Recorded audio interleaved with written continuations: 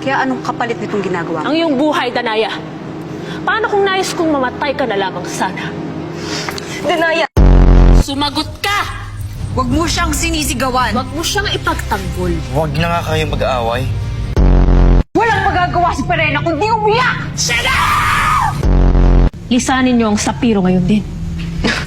Nakakatawa. Hindi mo kasi mabawi ang Lireo. Kaya sinasakop mo ngayon ang Sapiro. Sinong pinag-uusapan niyo? Hindi mo siya kilala kaya wala kang pakialam. Bakit binabalak ng pumasok sa loob? Wala ka rin pakialam.